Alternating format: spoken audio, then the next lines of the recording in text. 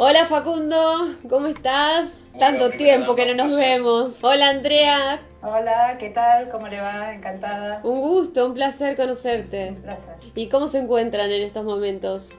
Muy atareados, me imagino. Sí, la verdad que es una etapa complicada porque hay mucha gente que está sufriendo mucho y la realidad es que estamos muy requeridos todos los que estamos en el campo de la salud mental en este momento.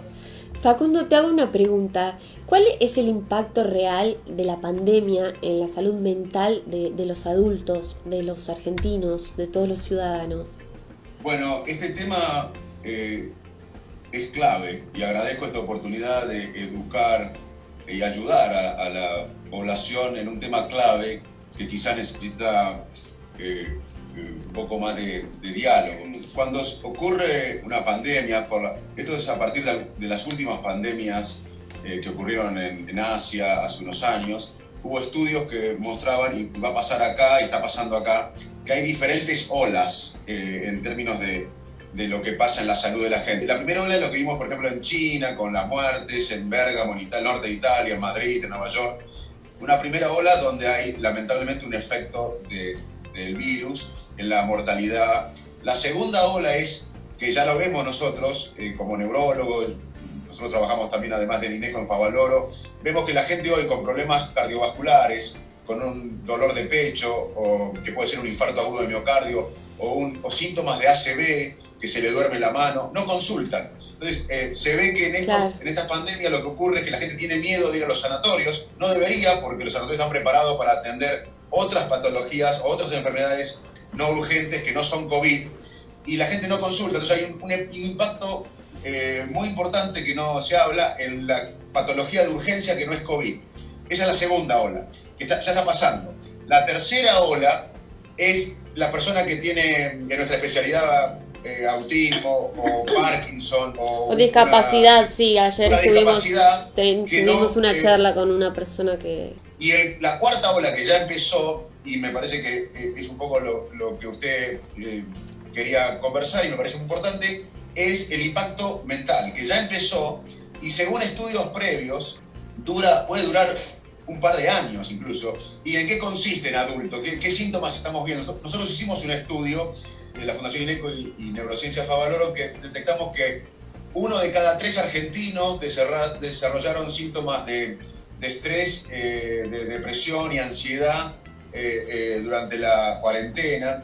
Y los síntomas, para hacerlo más llano, pueden ser un agotamiento emocional, que la gente esté cansada, apática, depresión, poca concentración, frustración, síntomas de desapego que ya...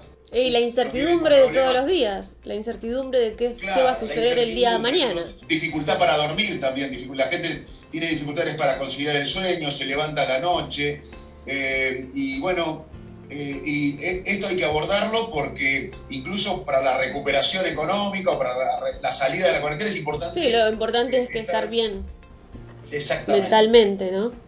Andrea, bueno, vos te especializás en el área de psiquiatría infanto-juvenil. ¿Cuál es la manera en la que nosotros deberíamos de manejarnos con la información con nuestros niños y con nuestros adolescentes? Yo creo que la información lo único que hizo fue abrumar mucho a los chicos. Yo decía que fue una información excesiva. Los chicos estaban pendientes de los muertos y de los contagiados. Y esto no es bueno para ellos porque no lo pueden dimensionar. Hablar de cientos o de miles para ellos es una cifra que no pueden dimensionar cómo esto impacta dentro de su grupo familiar y demás. Con lo cual, yo durante todos estos 2 meses que trabajamos a través de telemedicina, de teleconferencias, que no estamos en contacto con colegas, con pediatras, lo que tratamos y con pacientes es de decir, ¿saben qué? Traten de minimizar esto de los datos. O sea, pongamos el énfasis en cómo nos estamos cuidando como sociedad, que creo que estamos haciendo un enorme esfuerzo, y que ellos son parte activa de este cuidado en la sociedad. Ellos son protagonistas del cuidado de los chicos al haber salido de forma cuidada, al estar con barbijo, aprender a usar el barbijo, porque esto lo van a tener que utilizar cuando regresen al colegio. Sabemos que las vueltas al colegio no van a ser las clases multitudinarias, sino que van a tener que seguramente tener distanciamiento social, van a tener que modificar su modalidad de juego en un recreo. Entonces, trabajemos sobre esto, que ellos son protagonistas del cuidado. Creo que si logramos que ellos entiendan que ya están haciendo algo por mejorar el cuidado de la comunidad, la verdad que es el deseo que tenemos todos, que nuestros niños tengan la conciencia de sociedad. Claro, que tomen conciencia y que ahora tengan más... conciencia de lo importantes que somos todos en esta sociedad. Entonces, cuando trabajamos todos juntos, ¿no? Cuando hacemos algo por un objetivo en común. Muy buen punto, porque el sentido de propósito nos da mucho bienestar. Hacer algo, por una causa que nos supere en lo individual. Totalmente. Y una de las cosas que, este es un dato, es científico, que en las pandemias anteriores se estudió que muchas veces apelar al altruismo de la sociedad es mejor que apelar a la obligación, hay que hacerlo por obligación. Claro. O sea, este sentido de altruismo en los chicos, de estar trabajando para una causa mayor, que es proteger a los más vulnerables, funciona mejor que la obligación. Sí, y vamos a tener toda una generación con una conciencia acerca de cómo cuidarnos, de las medidas que hay que tener en estas cuestiones y de los cuidados de la salud y la higiene, porque esto va a quedar marcado, por supuesto, en una generación de niños. Sí, por suerte todos vemos una conciencia, no solo en este tema que estamos hablando, sino también en el tema de género, en el ambiente, así que hay que apostar cada vez más a los jóvenes. Totalmente. Y otra cosa que me interesa es saber a qué signos o a qué determinados comportamientos nosotros como adultos deberíamos de estar pendientes o deberían de ser una alarma con respecto al aislamiento de los niños. Cuando hay un síntoma o una alarma de la que deberíamos de preocuparnos por qué es lo que le está causando este aislamiento a este chico.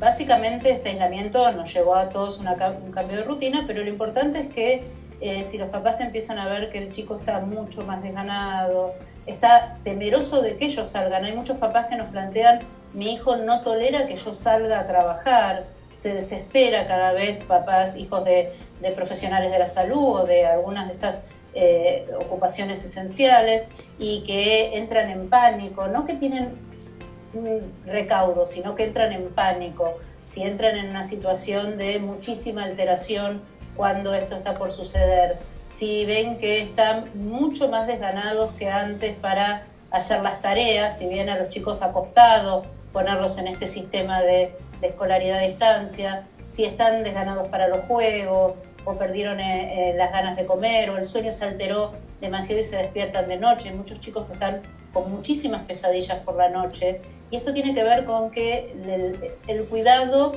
y las ideas de cuidado se transformaron en temores y en ansiedades, y uno de los riesgos de las pandemias es el trastorno de ansiedad. Facundo, ¿y qué recomendaciones nos podrías dar vos para poder atravesar esta pandemia de la mejor manera posible y cómo poder comportarnos con nuestros niños y con nuestros adolescentes? Primero, lo más importante es estar conectados, porque el virus utiliza lo mejor de nuestra especie, que es la capacidad de generar vínculos humanos, claro, y lo usa en nuestra contra. Pero tenemos que tener un distanciamiento físico, pero no social. Tenemos que llamar al adulto mayor que hace tiempo que no llamamos, que quizás está solo. Una llamada le puede cambiar la semana o el día. Tenemos que hablar con los amigos. O sea, tenemos que tener distanciamiento físico, pero no social. Estar conectados con nuestra red social es clave. Segundo, hacer ejercicio. Media hora por día por los chicos y una hora en los adultos, aunque sea que tenemos un living chiquito. Además del ejercicio y de estar conectados, tener cuidado con la información, porque estar abrumado, ver todo. Sí, ese es un buen punto, eso lo iba a consultar, te iba a consultar. Sí, mantenernos informados 5 o 10 minutos por día en lugares muy serios, oficiales, Ministerio de Salud, pero la información abrumadora nos puede hacer muy mal. Además, comer sano es importante, una dieta balanceada, tratar de leer un libro, relajarnos y ser amable con uno mismo. Bueno, no importa engordar unos kilos ahora, no importa rendir menos en el trabajo. Sí, son más estresores esos, ¿no? El dejar, ponerme una dieta ahora es un estresor más, es algo que me va a hacer peor todavía, no es momento. Es una etapa para ser autocompasivo, exactamente. Claro. Hay que permitirse algunas prioridades, centrarse en lo que está haciendo bien, o sea, en lo que va bien. Yo sé que hay mucha gente que la pasa mal en la Argentina, gente que está en situación vulnerable, todos lo estamos pasando mal, es una época excepcional, pero como neurólogo te lo digo, yo ya tener 2 brazos, hablar y ver, es algo que agradezco todos los días. Entonces, cuando todo está mal, algo nos va bien en la vida, aunque sea mover los brazos y estar vivos. Seguro. Entonces, centrarse en lo que a uno le va bien o lo que no está bien, en tiempos que todo está mal, es muy importante. Y si, un sistema de creencias. Si uno tiene un sistema de creencias, no importa en qué cree, en qué religión cree, en lo que cree, pero tener un sistema de creencias en esta época es clave. Y también respirar. Cuando uno está estresado, ansioso, lo primero que se afecta es la respiración, se hace más corta, más tensa.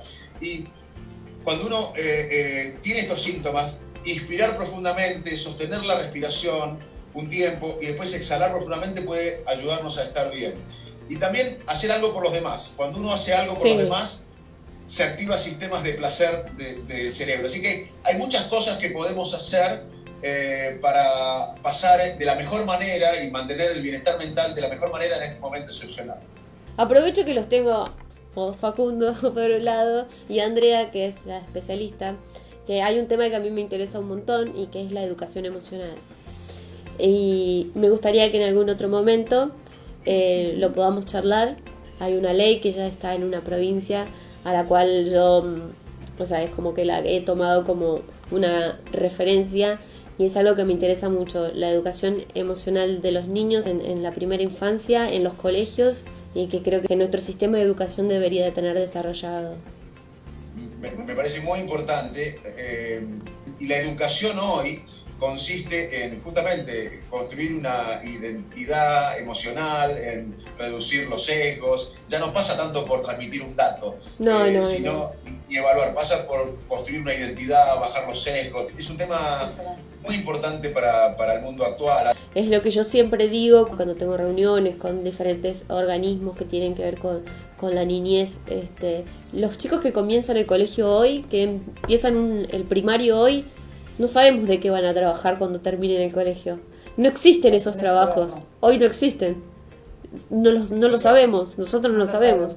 Entonces tenemos que estar preparados como para otro tipo de educación. Pero sabemos, imaginamos que las computadoras sofisticadas van a reemplazar, como lo están haciendo, el trabajo mecánico. Y eso es un dato a favor de tratar de educar en lo que somos humanos y las máquinas nunca van a poder tener, que es la empatía, la emoción, claro. Exactamente, o sea que hoy más que nunca hay que apostar a educar en lo que nos diferencia de las máquinas, que es las cosas que nos hace humanos, como la emoción, la empatía, el altruismo, la inteligencia colectiva. Así que es un tema fascinante y muy importante. Bueno, quiero agradecerles mucho.